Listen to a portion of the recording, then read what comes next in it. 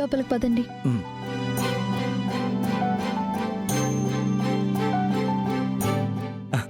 అన్నయ్య,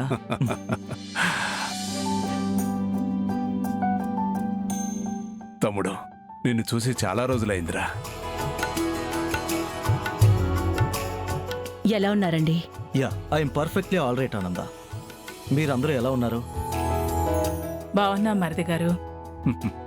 తమ్ముడు, లైఫ్లో ఫస్ట్ టైం కదా ఇన్ని రోజులు మా అందరికీ దూరంగా ఉండటం. అవునన్నయ్య.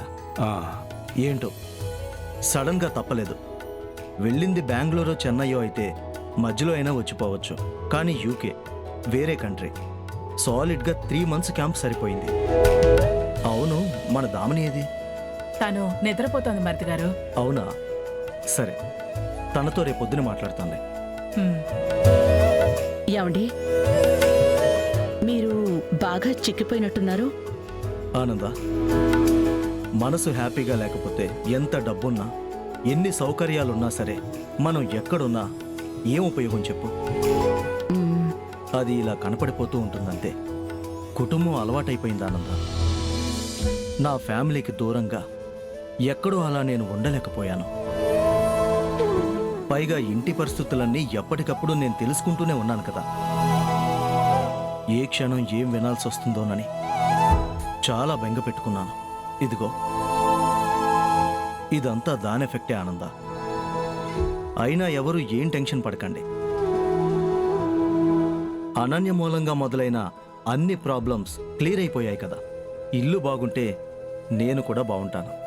సో నేను మునుపటి చారంతో మళ్ళీ రీఛార్జ్ అయిపోతాను. ఓకేనా? మ్మ్.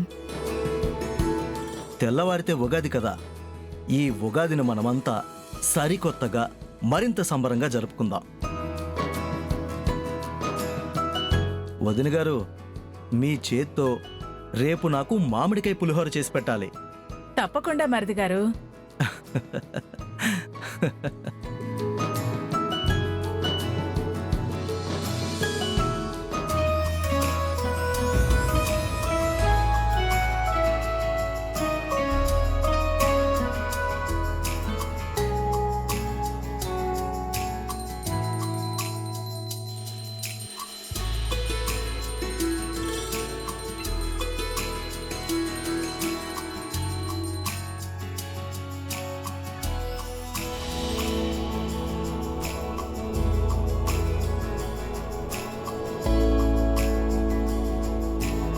అక్క, హారతి తీసుకో.